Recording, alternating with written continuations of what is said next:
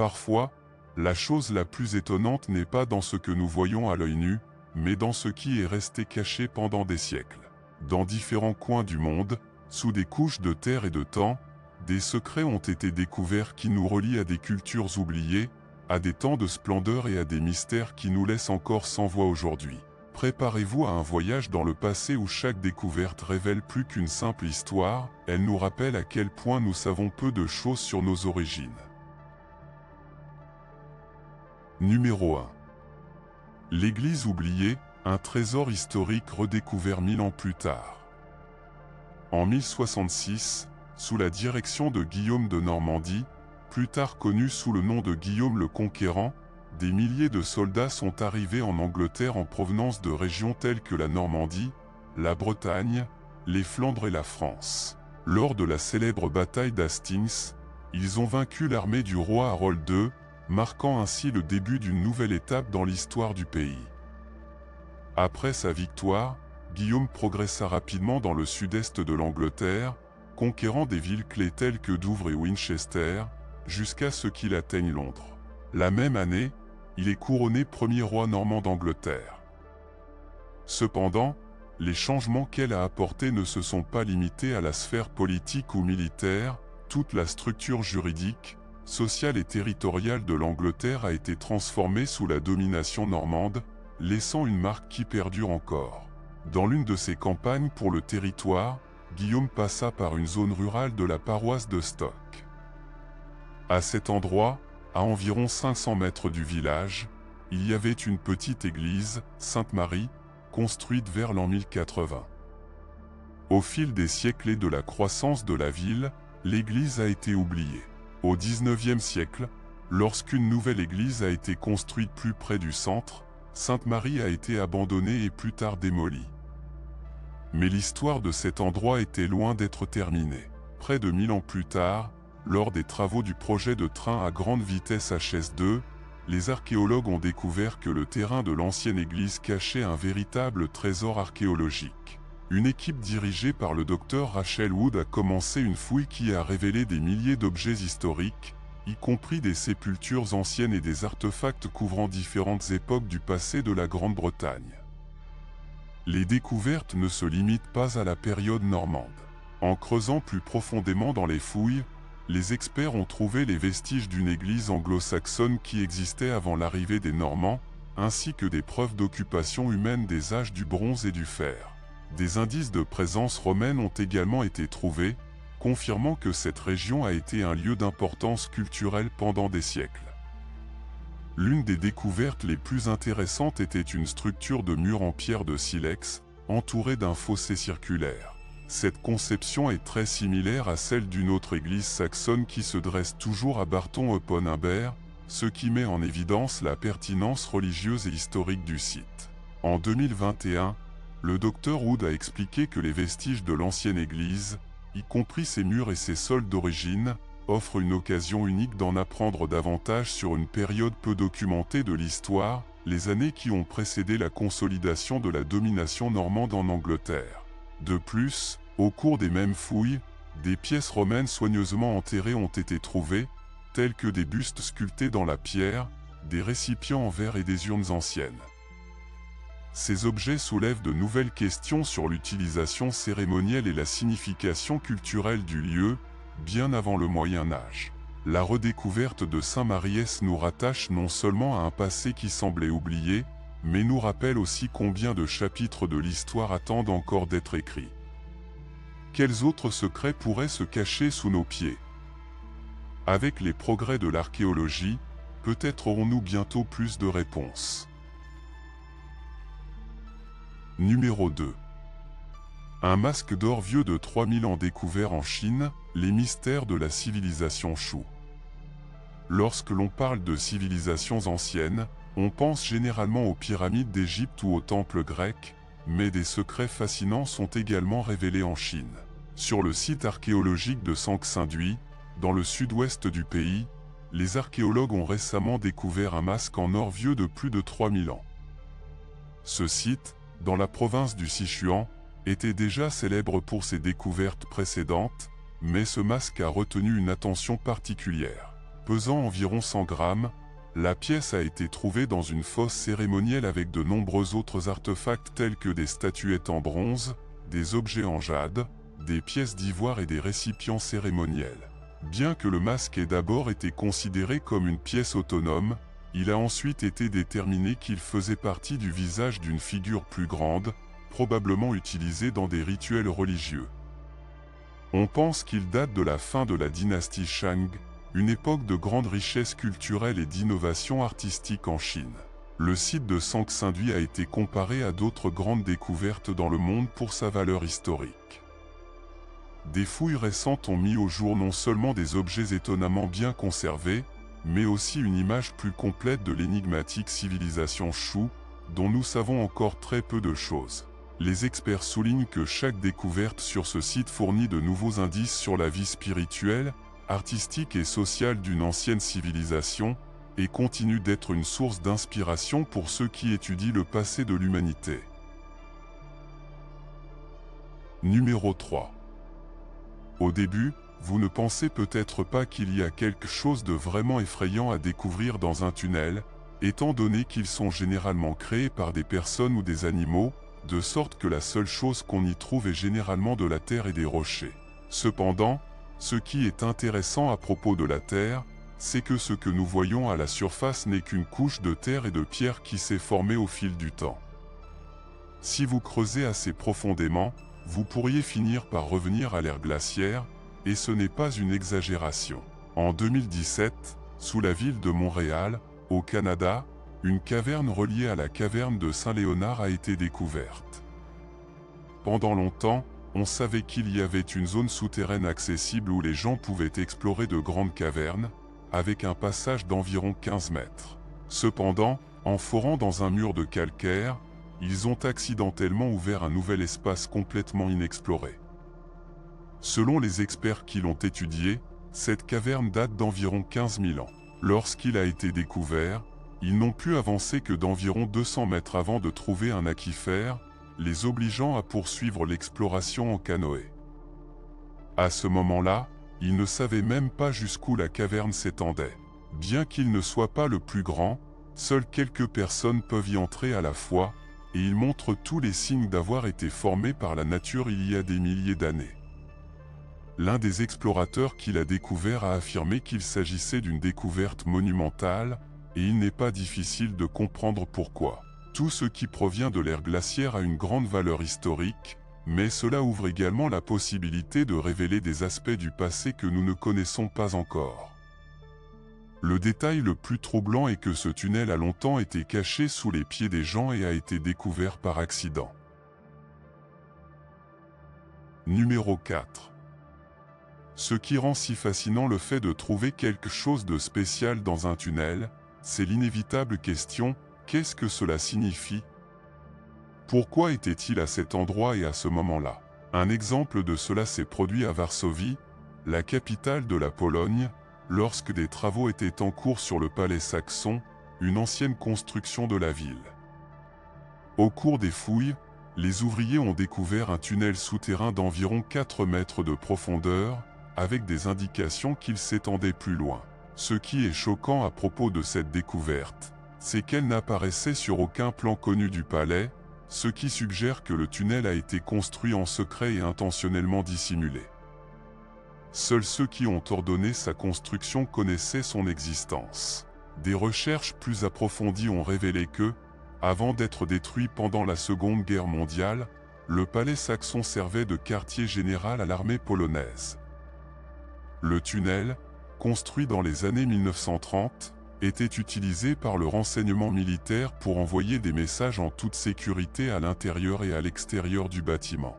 Le passage mesure environ 45 mètres de long, et les briques utilisées dans sa construction portent des marques indiquant qu'elles ont été fabriquées par une briqueterie spécifique. Cela confirme que le tunnel non seulement existait, mais qu'il avait un but très clair. La chose la plus troublante à propos de cette découverte est qu'un élément clé de l'histoire était sur le point d'être perdu en raison de la destruction causée par la guerre. Espérons qu'il sera préservé afin que les générations futures puissent connaître les actes de bravoure qui s'y sont produits. Numéro 5. Le Templo Mayor, le cœur religieux de l'ancienne ville aztèque de Tenochtitlan, continue d'étonner les archéologues avec ses trésors cachés.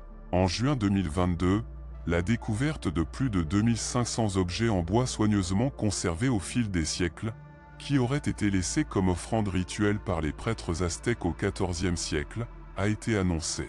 Ces artefacts comprennent des figurines, des coiffes, des masques, des cruches, des boucles d'oreilles et des sceptres, entre autres objets qui ont probablement été utilisés lors des cérémonies de consécration du Templo Mayor aux dieux aztèques. La chose la plus surprenante à propos de cette découverte est l'excellent état dans lequel se trouvent les morceaux de bois, ce qui est extrêmement rare en raison de la fragilité de ce matériau. Les chercheurs attribuent sa conservation au niveau élevé d'humidité dans la région et aux conditions anoxiques du sol, qui ont empêché la décomposition. Cette découverte enrichit non seulement notre compréhension des pratiques religieuses aztèques, mais souligne également l'importance du Templo Mayor en tant que centre spirituel et culturel. Le site, situé au cœur de Mexico, reste une source inépuisable de connaissances sur l'ancienne civilisation aztèque, et les archéologues espèrent continuer à percer d'autres secrets dans les années à venir. Numéro 6. À travers de vastes paysages et des mers tumultueuses, vous atteignez les rivages inhospitaliers de l'Écosse. Là, en contraste frappant avec les colonnes majestueuses et les temples d'Éphèse, se trouve Scarabra, un témoignage silencieux mais puissant des premières communautés humaines et de leur mode de vie dans un monde qui n'est pas encore dominé par les structures et la grandeur des civilisations anciennes. Scarabra se cache sur les rivages reculés et mystérieux de l'Écosse, émergeant comme un trésor archéologique qui met en lumière l'aube de la civilisation humaine sur ces terres. Situé sur l'île des Orcades, ce village néolithique offre un aperçu fascinant de la vie quotidienne de ses habitants il y a environ 5000 ans. Ce qui rend Scarabra particulièrement remarquable, c'est son état de conservation exceptionnel, malgré les siècles qui ont passé et les éléments naturels qui ont remis en question son existence. Les structures en pierre qui composent cet ancien village ont résisté de manière impressionnante à l'épreuve du temps. En se promenant dans ces rues étroites et en pénétrant dans ces habitations souterraines, on est immergé dans un monde où la communauté vivait en étroite harmonie avec la nature et ses ressources limitées. Les maisons de Scarabra, construites avec des pierres circulaires et recouvertes de tourbes pour assurer l'isolation, font preuve d'un savoir-faire remarquable en matière de planification et d'architecture pour l'époque. Chaque maison est équipée d'espaces désignés pour dormir, cuisiner et stocker la nourriture, témoignant d'une société qui valorisait l'organisation et le confort dans ses limites. Bien que le but exact et le destin ultime de Scarabra restent entourés de mystères, les fouilles archéologiques ont révélé des outils, des artefacts et des restes humains qui fournissent des indices inestimables sur la vie, les croyances et les pratiques de ces anciens habitants. Ces preuves suggèrent une communauté résiliente et adaptative qui s'est appuyée sur la mer, l'agriculture et la collaboration communautaire pour survivre dans un environnement difficile. Aujourd'hui, Scarabra est un témoignage silencieux mais évocateur des racines profondes de la civilisation humaine en Écosse et au-delà. À travers ses ruines et ses artefacts, les visiteurs ont l'occasion unique de se connecter avec nos ancêtres néolithiques, d'honorer leur héritage et de reconnaître l'importance de lieux comme celui-ci dans le récit mondial de l'histoire humaine. En fin de compte, Scarabra n'est pas seulement un site archéologique, c'est une fenêtre sur le passé qui nous invite à réfléchir sur notre lien avec les générations précédentes et la recherche continue de compréhension des origines de notre existence en tant que civilisation. Numéro 7. L'un des amphithéâtres romains les plus imposants de l'Hispanie antique était celui de Carthagène, l'ancienne Carthago Nova, l'une des villes les plus importantes de l'Empire. Les fouilles de l'amphithéâtre, d'une capacité d'environ 10 000 personnes, financées par la ville de Carthagène, ont été menées par une équipe multidisciplinaire dirigée par José Miguel Nogra, professeur d'archéologie à l'université de Murcie, et par l'architecte Andrés Canova. Les travaux ont permis de découvrir la terrifiante Fossa Bestiaria, une structure située sous l'arène qui, recouverte de planches de bois, servait à garder en cage les bêtes qui devaient participer au spectacle, et était aussi le lieu d'où, à de nombreuses reprises, les gladiateurs sautaient dans l'arène pour faire une apparition spectaculaire. Pour l'instant, les fouilles ont mis au jour une première section de l'escalier qui donnait accès à la fosse du bestiaire, ainsi qu'une partie du site où étaient placées les planches de bois qui couvraient cet endroit redoutable. Numéro 8. Les dernières fouilles menées par l'Institut d'archéologie de Mérida ont mis en lumière une découverte extraordinaire, une plaque d'ardoise d'environ 20 cm, gravée sur les deux faces, où l'on peut identifier une scène de combat à laquelle participent 3 personnages. Les chercheurs ont souligné qu'il s'agit d'une pièce unique dans l'archéologie péninsulaire et qu'elle s'ajoute à la découverte de plusieurs visages sculptés réalisés lors de campagnes passées, les premiers reliefs de Tartessus découverts, qui ont permis, pour la première fois, de savoir quel type de bijoux était caractéristique de cette société entre le 6e et le VE siècle. Les premières indications suggèrent que l'unique pièce d'ardoise aurait été utilisée comme support par un orfèvre à l'époque où il s'apprêtait à graver divers motifs sur des pièces d'or, d'ivoire ou de bois. Numéro 9. Sur la côte et du Northumberland, dans les îles britanniques, se trouve Lindisfarne, une petite île chargée d'histoire et également connue sous le nom d'île sacrée. Cet endroit est habité depuis des milliers d'années et a été le théâtre de certaines des découvertes archéologiques les plus fascinantes de la région. Parmi eux se trouvent de minuscules perles de prière faites d'arêtes de poissons, en particulier de saumon. Lindisfarne tire son surnom du grand monastère qui s'y trouvait autrefois. À son apogée, l'accès à l'île était réservé exclusivement aux prêtres ou aux personnes directement liées au monastère. Les archéologues pensent que les perles trouvées autour du cou d'un squelette appartenaient à un prêtre ou à un moine qui vivait il y a plus d'1 siècle. Ces pièces auraient été portées comme un collier, probablement dans le cadre de rituels religieux ou comme symbole de dévotion personnelle. Les épines de saumon utilisées ont un trou naturel au centre en raison de leur forme en forme de vertèbre, mais il semble qu'elles aient été modifiées, élargissant ces trous pour les rendre plus faciles à utiliser comme perles. Ce qui intrigue les chercheurs, cependant, c'est pourquoi les arêtes de saumon ont été choisies plutôt que d'autres matériaux plus courants sur l'île, tels que les pierres, le bois ou les coquillages. Cette découverte met non seulement en évidence la créativité des communautés religieuses médiévales, mais soulève également des questions sur les significations spirituelles ou symboliques que ces perles auraient pu avoir. Lindisfarne reste un lieu d'une énorme valeur historique et spirituelle, dont les couches de l'histoire attendent d'être déterrées et comprises. Numéro 10. Une épée en bronze de l'armée de Ramsès II est retrouvée. Une équipe d'archéologues fouillant dans la ville de Hoshissa, près de l'embouchure du Nil en Égypte, a mis au jour une ancienne caserne militaire vieille d'environ 3500 ans dans laquelle était cachée une série d'objets d'un grand intérêt archéologique. En particulier une grande épée en bronze décorée du cartouche du pharaon Ramsès II.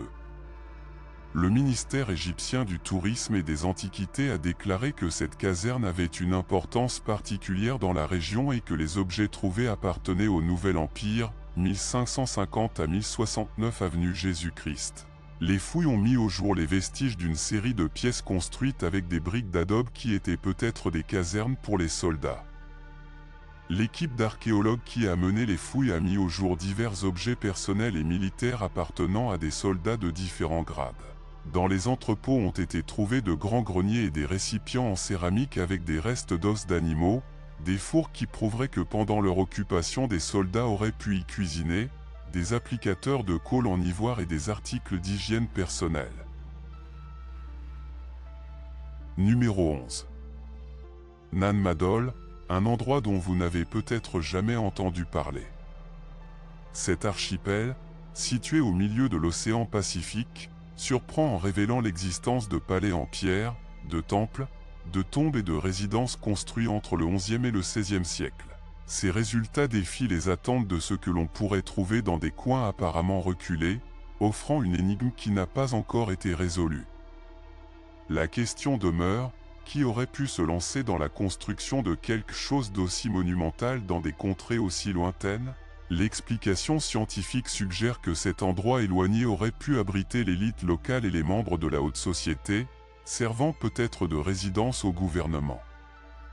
Bien que cette théorie ait une certaine validité, un détail intrigant émerge, l'archipel n'a pratiquement pas de source d'eau douce. Est-ce un endroit approprié pour une capitale ou un siège central du gouvernement? Personnellement, je trouve cet aspect assez discutable. Une autre hypothèse est que le complexe de Nan Madol avait une pertinence cultuelle et une signification religieuse. Bien que cette idée puisse être vraie, jusqu'à présent, elle ne reste qu'une conjecture. Le complexe a subi des dommages importants, ce qui rend difficile la compréhension de sa fonction exacte. Les scientifiques n'ont pas encore réussi à percer ce mystère. Numéro 12. Dans un autre coin du monde, en Syrie, se trouve l'ancien temple d'Ahara, qui date du Xe siècle avant J.C. Tout au long de sa longue histoire, le temple a connu des événements inhabituels, l'une des découvertes les plus importantes étant les empreintes de pas uniques trouvées sur son sol. Bien qu'il existe des théories suggérant que ces empreintes pourraient appartenir à un ancien monstre avec des griffes, l'incertitude persiste. Certains pensent qu'ils auraient pu être laissés par un être humain ou même un dieu d'une hauteur de 20 mètres. Cependant, la présence d'empreintes de pas avec ce qui semble être des chaussures aux orteils incurvés contredit cette dernière théorie. Bien que la nature des empreintes soit un mystère, leur authenticité est indéniable, remontant à l'Antiquité. Numéro 13. Assouane était une ville essentielle de l'Égypte ancienne, située au sud-est, à de nombreuses reprises, servant de frontière du pays. La ville a joué un rôle important dans de nombreux aspects de sa civilisation. Les carrières de granit d'Assouane étaient la fierté et l'épine dorsale de la ville. La pierre de haute qualité extraite de ces carrières a été utilisée pour construire la plupart des monuments les plus renommés du pays, tels que des obélisques, des statues et des temples, des structures qui perdurent encore aujourd'hui. Cependant, Assouane n'était pas seulement connue pour ses carrières, c'était aussi un important centre militaire et commercial. Située près de la frontière sud, elle servait souvent de ville de garnison pour protéger les frontières de l'Égypte. Le Nil, qui traversait la ville, en a fait un lieu dynamique pour le commerce, reliant l'Égypte à ses voisins du sud. En outre, Assouane a été le site d'importantes constructions religieuses, telles que le complexe du temple de Phila, dédié à la déesse Isis. Pour ces raisons, Assouane était un lieu extrêmement important en termes culturels et spirituels dans la vie de l'Égypte ancienne. Le grand barrage d'Assouane, construit entre 1960 et 1970, a radicalement changé la géographie et le patrimoine archéologique de la région. Ces travaux monumentaux visaient à contrôler les crues du Nil, à améliorer l'irrigation et à produire de l'électricité. Cependant, sa création a entraîné des coûts importants, d'innombrables sites archéologiques et trésors ont été submergés sous les eaux de l'immense lac Nasser, étant impossibles à déplacer. Ce défi a incité la communauté archéologique à se mobiliser dans une course contre la montre pour sauver le plus possible, marquant ainsi l'un des plus grands efforts de sauvetage de l'histoire. En prévision des inondations du lac Nasser, l'UNESCO a mené la campagne de sauvetage des Nubiens, l'une des missions archéologiques les plus ambitieuses de l'histoire. Des experts du monde entier ont documenté, fouillé et déplacé des monuments vitaux, y compris les temples d'Abou Simbel, qui ont été démantelés et mis en sécurité. Cet exploit combinait l'ingénierie moderne et la préservation historique. De plus, la campagne a révélé de nouveaux sites et artefacts, augmentant ainsi les connaissances sur les civilisations égyptiennes et nubiennes. Bien que plusieurs trésors aient été irrémédiablement perdus, un groupe de scientifiques français et égyptiens s'est lancé dans l'exploration de gravures rupestres et d'artefacts submergés après la création du barrage, sous la direction du docteur Kressaen, expert en archéologie sous-marine. L'équipe a utilisé des techniques de plongée avancées, des caméras haute résolution et un éclairage spécialisé pour documenter ces découvertes. Leurs efforts ont mis en lumière de nouvelles facettes du passé de l'Égypte et ont démontré la capacité des archéologues à relever des défis extrêmes. Les fouilles archéologiques près d'Assouane étaient un miracle technologique. L'équipe a utilisé des techniques avancées telles que la photographie et la vidéographie sous-marine avec des appareils photo spécialisés conçus pour fonctionner à de grandes profondeurs. Ces méthodes ont permis de capturer des images détaillées des sculptures submergées, ce qui était essentiel pour le reportage et l'analyse. La photogrammétrie s'est imposée comme un outil clé. Grâce à des photographies sous différents angles et à l'utilisation de logiciels avancés, des modèles numériques 3D identiques aux originaux ont été créés. Ces reproductions ont permis une analyse approfondie des sculptures sans qu'il soit nécessaire de plonger davantage, garantissant ainsi la préservation de l'histoire ancienne d'Assouan pour les générations futures. Numéro 14. Lorsque Betty et Robert Foote, un couple marié de la municipalité anglaise de Dorset, ont entrepris de rénover leur cuisine, ils n'auraient jamais imaginé qu'elle pourrait finir par être gratuite. Une fois les travaux commencés, la grande surprise est venue quand, en abaissant le sol en béton de la cuisine pour gagner plus de hauteur, l'agronome qui participait au projet de rénovation a trouvé un bol en céramique émaillé contenant plus d'1 millier de pièces de monnaie du XVIIe siècle. Nous avons enlevé tous les sols et les plafonds pour laisser les murs de pierre d'origine. Nous avons décidé d'abaisser le rez-de-chaussée pour nous donner plus de hauteur. Une nuit, j'étais avec les enfants pendant que mon mari creusait avec une pioche quand il a appelé pour dire qu'il avait trouvé quelque chose. Il a mis toutes les pièces dans un seau. Si nous n'avions pas abaissé le sol, les pièces seraient toujours cachées là-bas, a déclaré Betty Foote. Après cette découverte surprenante, le couple a rapidement informé les autorités locales et le trésor a été envoyé au British Museum afin que les spécialistes de l'institution puissent procéder à sa documentation et à sa restauration. La découverte a été nommée Porton Est Treasure d'après le nom de la ferme où les pièces ont été trouvées. Numéro 15. Une nouvelle étude menée par Xavier Landreau soulève la possibilité que les anciens Égyptiens aient utilisé un système hydraulique complexe pour la construction de la pyramide à degrés. Selon Landreau, l'enquête a conduit à la découverte d'un barrage, d'une installation de traitement d'eau et d'un élévateur hydraulique, qui aurait permis la construction de la pyramide à degrés de Saqqara. Ces travaux ouvrent un nouvel axe de recherche pour la communauté scientifique, l'utilisation de l'énergie hydraulique pour construire les pyramides d'Égypte. Landreau raconte dans son étude qu'à côté de la pyramide de Djézé se trouve Jisr el-Mudir, une structure énigmatique dont le but a suscité plus d'une controverse parmi les égyptologues. Car certaines recherches récentes suggèrent que Jisr el-Mudir aurait pu fonctionner comme une digue de confinement, pour retenir l'eau et les sédiments de l'une des branches du Nil. Aujourd'hui disparue, l'étude propose qu'en plus de cette digue, une série de compartiments creusés à l'extérieur de la pyramide aurait facilité le dépôt de sédiments lorsque l'eau s'écoulait d'un compartiment à l'autre. De là, l'eau circulerait jusqu'à 28 mètres de profondeur sous la base de la pyramide où, après s'être accumulée, elle aiderait à entraîner une sorte d'ascenseur hydraulique. Numéro 16. Dans les ruines antiques de Luxor, cachées derrière les murs majestueux du temple, se cache un mystère qui remet en question notre compréhension actuelle de la science et de la philosophie de l'Égypte ancienne. Selon l'égyptologue Jué de Luby, après 12 ans d'études méticuleuses dans le temple de Luxor, les Égyptiens possédaient des connaissances avancées et systématiques des premières dynasties, surpassant même les autres civilisations de leur temps.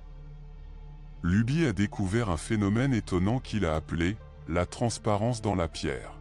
Au cours de son analyse des sculptures complexes et des conceptions architecturales, il a trouvé de petites pierres incrustées dans des blocs plus grands. Ce n'étaient pas des erreurs, mais des marqueurs qui aidaient les constructeurs à atteindre une précision impressionnante. Les sculptures d'un côté de certains murs semblaient s'aligner parfaitement avec celles du côté opposé, comme si les pierres étaient transparentes. Un exemple marquant se trouve entre les salles 12 et 5 du temple. Dans la première, un hiéroglyphe représentant un tissu semble faire saillie à travers le mur jusqu'à la seconde, où se trouve une malle pour ranger des choses. Cette conception nécessitait une précision technique qui laisse perplexe même les experts d'aujourd'hui. En plus de la transparence, Luby a identifié la transposition, une méthode par laquelle les symboles et les éléments étaient connectés à travers le temple, générant des significations multidimensionnelles. Pour Luby, ces techniques n'étaient pas de simples démonstrations d'habileté architecturale, mais reflétaient une vision philosophique où la connaissance était vécue de manière holistique, intégrant le physique et le métaphysique. La transparence symbolisait la croyance en la suprématie de la lumière ou de la connaissance sur la matière solide, tandis que la transposition mettait l'accent sur l'interconnexion entre les éléments de l'univers. Les révélations de Luby ont complètement changé la façon dont nous comprenons l'architecture égyptienne ancienne. Ces œuvres ne sont pas seulement des monuments physiques, mais des bibliothèques vivantes qui remettent en question nos hypothèses sur les capacités et la pensée de cette civilisation millénaire.